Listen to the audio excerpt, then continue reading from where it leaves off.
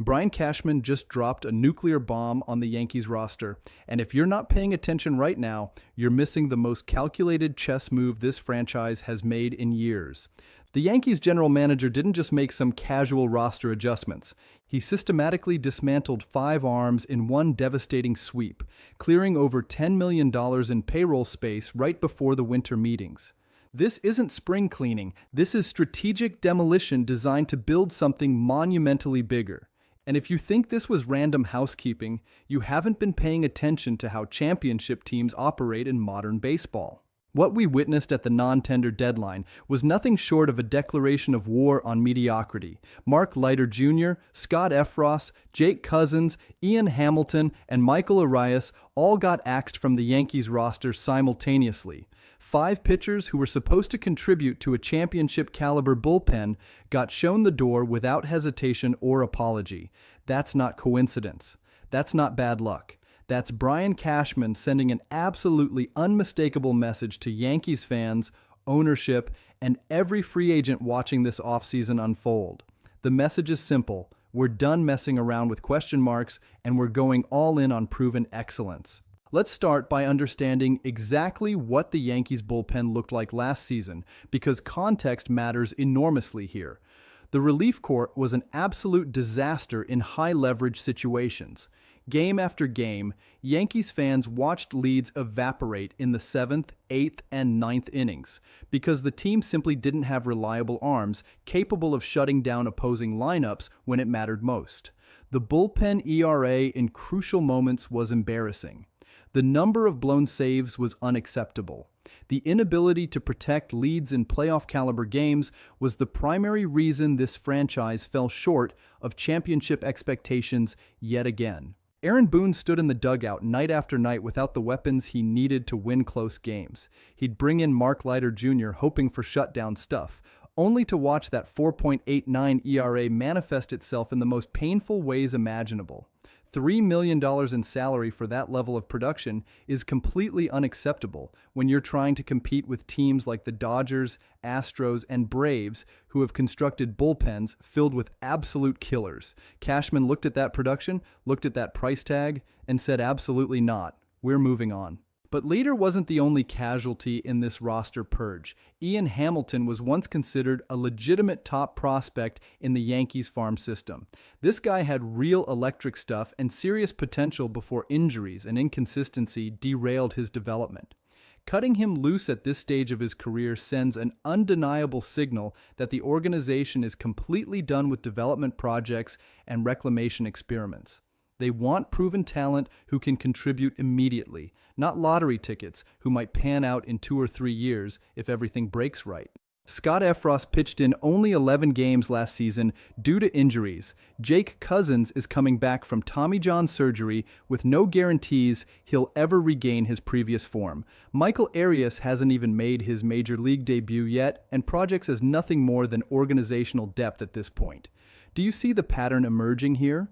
Every single one of these non-tender decisions represents the Yankees cutting ties with uncertainty, injury risk, and developmental timelines that don't align with winning championships right now. The financial implications of these moves are absolutely massive and cannot be overstated. The Yankees just freed up somewhere between $10 and $15 million in arbitration commitments that would have gone to these 5 pitchers. In a relief pitcher market where elite closers and setup men are commanding contracts worth $15 to $20 million per season. That cleared salary space could be the exact difference between landing an impact arm versus settling for another bargain bin reclamation project that disappoints yet again. Think about the timing of these moves as well. The non-tender deadline happened right before the winter meetings in Dallas, which is essentially the Super Bowl of baseball transactions. Half of the entire offseason gets decided in hotel lobbies, conference rooms, and late-night negotiating sessions during those few days. Front offices make their biggest splashes when everyone is gathered in one place and momentum builds quickly. Brian Cashman didn't accidentally time these roster moves to coincide with the winter meetings. He strategically positioned the Yankees to have maximum flexibility right when the trade and free agent markets reach their peak activity. Now let's talk about what this tells us regarding the Yankees' actual plan moving forward. Industry insiders and beat reporters have been buzzing for weeks about potential bullpen targets. And with this newly created payroll flexibility, names that seemed unrealistic suddenly become completely plausible. Jordan Romano, Robert Suarez, Pete Fairbanks, Ryan Helsley. These are proven major league closers and elite setup men who can completely transform late-game situations overnight. These are the types of arms that championship teams deploy in October when every pitch carries enormous weight. Aaron Boone desperately needs relievers he can trust implicitly in high-leverage spots. Too many times during the past season, Yankees fans watched in agony as leads disappeared because the manager simply didn't have the right pitcher for the right moment. The bullpen became a liability instead of an asset, which is completely backwards for a team with championship aspirations. These non-tender moves give Boone a completely clean slate to construct a bullpen identity built around shutdown artists rather than hoping that bargain acquisitions somehow exceed expectations. The contrast between who the Yankees cut and who they kept also reveals important information about organizational philosophy. The Yankees tendered contracts to Oswaldo Cabrera and Clark Schmidt, which demonstrates they still believe in certain young talent, but only players who have definitively proven they can contribute at the major league level. Schmidt showed legitimate flashes of brilliance in the starting rotation, with stretches where his stuff was genuinely elite. Cabrera brings positional versatility that every championship roster needs, capable of playing multiple positions competently and providing quality at bats off the bench. But they're not keeping developmental projects anymore. They're not holding roster spots for guys who might eventually become contributors if injuries heal and development curves trend upward. That patience has officially expired. The urgency is palpable throughout this entire decision-making process, and it stems directly from the reality that Aaron Judge's prime years are happening right now and cannot be wasted on mediocrity. Judge just turned 32 years old. He's playing at an MVP caliber level, providing the kind of offensive production that anchors championship lineups. But how many more years does he have playing at this elite level? 3 years? 4 years? 5 if the Yankees get extremely lucky? That window is definitively closing, and every season wasted represents one less opportunity to maximize the return on having a generational talent in pinstripes. The front office understands this reality, and these roster moves prove they're finally willing to act with the urgency the situation demands. The same calculus applies to Giancarlo Stanton and other core veterans on this roster. Stanton still provides massive power when healthy, but health has been an enormous question mark and Father Time remains undefeated. Juan Soto's future with the franchise remains uncertain as he approaches free agency. Garrett Cole is aging and coming off injury concerns. This roster has a very defined competitive window that won't last forever, and pretending otherwise would be organizational malpractice. The luxury tax situation also factors prominently into this financial maneuvering. The Yankees have been dancing around various luxury tax thresholds for years, attempting to reset penalties while remaining competitive enough to satisfy fan expectations. These moves provide crucial breathing room to add legitimate impact players without completely obliterating the payroll or triggering the absolutely brutal repeater tax penalties that severely limit future roster flexibility. It's financial gymnastics designed to maximize both short-term competitiveness and long-term sustainability. Let's talk realistic scenarios for how this plays out over the next few months. Best case scenario, the Yankees deploy this freed up money and roster space to land 2 genuinely elite relievers and potentially even make an aggressive play for a frontline starting pitcher who can anchor the rotation. Imagine a bullpen featuring a lockdown closer with a proven track record. 2 absolutely dominant setup men who opponents genuinely fear facing in the 7th and 8th innings, and enough depth to handle the marathon grind of October baseball when rosters shrink and every arm matters exponentially more. That's the difference between another disappointing early playoff exit and a legitimate deep postseason run that ends with a championship parade through Manhattan. That's the difference between another season where Yankees fans watch the World Series from their couches, wondering what could have been, versus celebrating baseball's ultimate prize. The infrastructure for that kind of bullpen transformation just got built through these non-tender decisions. Pessimistic scenario: the Yankees revert to their frustrating pattern of bargain hunting and end up with more question marks who look intriguing on paper but completely crumble under the immense pressure that comes with pitching in Yankee Stadium. We've seen this movie far too many times, signing veteran relievers with declining stuff who had one decent season and hoping they magically rediscover their form in the Bronx. Acquiring injury-plagued arms at discount prices and praying they stay healthy. Trading for control issues pitchers and believing the Yankees coaching staff can fix mechanical problems that other organizations couldn't solve. Yankees fans deserve so much better than recycled mediocrity masquerading as competitive roster construction. They deserve a front office willing to spend money on sure things rather than constantly trying to find undervalued lottery tickets that almost never actually pay off at the rate necessary to win championships. The fan base has been extraordinarily patient while watching rivals like the Dodgers and Astros build sustainable championship machines through aggressive talent acquisition. That patience has run out. The realistic middle ground scenario involves the Yankees landing one legitimate elite reliever, probably in the $15 to $18 million annual salary range, and then supplementing that acquisition with a couple solid mid-tier arms who provide quality depth.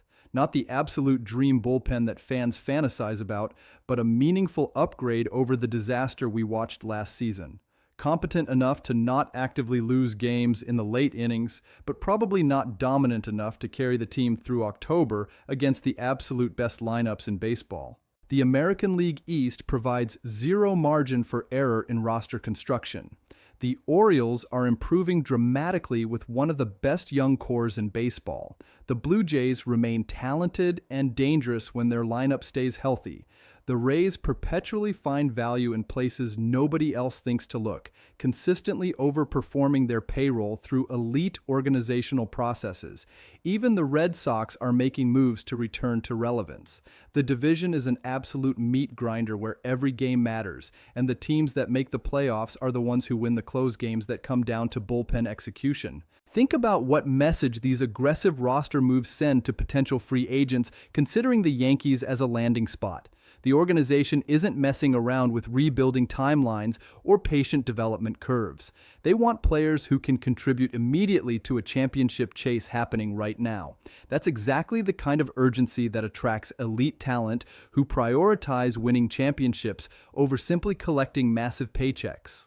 Players want to compete for rings, and these moves demonstrate organizational commitment to building a legitimate World Series contender. The Yankees also created opportunities in the international market with this increased roster flexibility. With extra spots available and payroll space cleared, they could potentially make an aggressive play for a posted player from Japan or Korea who brings something different to the organizational depth chart. The global talent pool has never been deeper or more accessible, and teams that ignore international markets are leaving significant competitive advantages on the table. Here's the absolute bottom line that Yankees fans need to understand. Today's non-tender moves aren't the splashy headline-grabbing signings that will dominate back pages and lead SportsCenter, but they represent the essential foundation for everything that comes next this offseason. Cashman just cleared the deck for impact additions, and how he uses this flexibility over the next 2 months will definitively determine whether 2025 becomes another crushing disappointment or the beginning of something genuinely special in the Bronx. The Yankees find themselves at a critical crossroads where every single decision carries enormous weight. Aaron Judge isn't getting younger. The American League East isn't getting easier. The pressure from ownership and fans has reached absolutely unsustainable levels. Yankees fans have waited far too long for a team capable of finishing the job in October instead of discovering innovative new ways to break hearts and dash championship dreams. The bullpen was the Achilles heel that torpedoed last season's hopes. Championship teams have shut down relief corps that opponents genuinely fear. Think about the late 90s Yankees dynasty built around Mariano Rivera, Jeff Nelson, and Mike Stanton. Those guys were absolutely automatic in high-leverage situations. Opposing lineups knew that if they didn't have a lead by the seventh inning, they probably weren't winning that game. That's the standard. That's the bullpen infrastructure required to win multiple championships. The current Yankees bullpen doesn't inspire that kind of fear or confidence. Opponents don't dread facing Yankees relievers in crucial spots. That has to change immediately if this organization wants to compete for championships rather than just making the playoffs and hoping for the best. These 5 non-tender moves represent acknowledgement that the previous approach failed and meaningful change is required. What happens next will define Brian Cashman's legacy with this franchise. He's made plenty of excellent moves during his tenure as general manager, constructing rosters that won consistently and made the playoffs regularly. But the ultimate measure of success in New York is championships, and it's been far too long since the Yankees won their 28th World Series title. The window is closing rapidly. The time for action is right now. So what do you think about all of this? Are these the intelligent, calculated moves that set up bigger splashes? Or are we about to watch Cashman Bargain hunt his way to another mediocre bullpen that fails in October? Drop your thoughts in the comments below and tell me which reliever you want to see wearing pinstripes next season. If you believe these moves represent the beginning of something legitimately bigger, and you want to stay updated on every single development as this Yankees offseason unfolds, smash that subscribe button and turn on notifications because we're just getting started. The Yankees just made their first real power move of the winter, and it's revealing everything we need to know about their championship intentions. The question now is whether they follow through with the impact additions that transform this roster cleanup into a legitimate title contender. Stay locked in, because if I'm reading